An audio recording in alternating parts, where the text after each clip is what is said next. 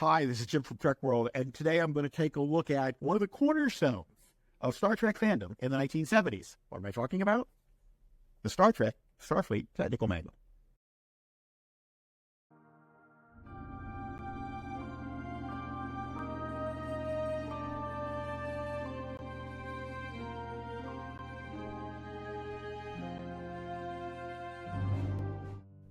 This is not an in-depth video, because for that we would need a whole lot more time.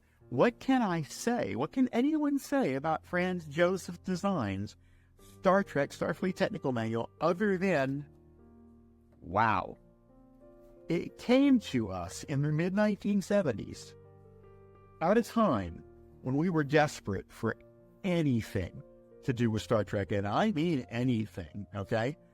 When in 1979, when McDonald's introduced, a lot of people don't know this, McDonald's introduced the world's first Happy Meal. It was a Star Trek promotion, and yes, we collected those Happy Meal boxes. Franz Josef spent an enormous amount of time after Star Trek went off the air studying film frames. I had a video not too long ago that actually talked about how important these film frames from the original TV series were to the preserving of Star Trek's legacy. If you haven't seen it, there'll be a link in the description. Please go take a peek at it, because you don't want to miss that. This little fellow here gave us a listing of all the various starships and their names. It showed us drawings for the phaser, the tricorder communicator. It gave us information about alien races, the Vulcans, the Andorians, the Tellarites. It gave us really an illustrated encyclopedia that we had not received ever before.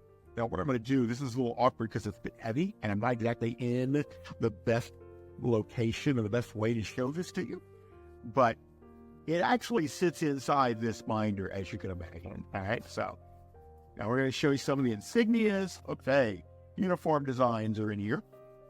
This actually showed us supposed layouts of Starfleet headquarters, and I love this one. This is the Star Trek ship lineage, for lack of a better word, including the little dashed out shadow stealth version that told us was a Star Trek dreadnought. A lot of us got excited over Star Trek dreadnought. This little fellow became probably one of, I would consider, the holy trinity of Star Trek books for fans back in those years. The Making of Star Trek by Gene Roddenberry and Stephanie Whitfield, the Star Trek Technical Manual, and the Star Trek Enterprise Blueprint. Those were the three items that you had to have if you owned nothing else. They were required for entrance into the club of fandom. This has been reprinted many times. I don't think they ever really added any additional data to it, but it's readily available. This one is not in the best of conditions. I'm not looking for collectible investments when I do these for you guys. I'm looking for whatever is affordable for me to bring it in and show you, because I buy a lot of this kind of stuff for almost for single-term usage. You can pick one of these up easily for $20.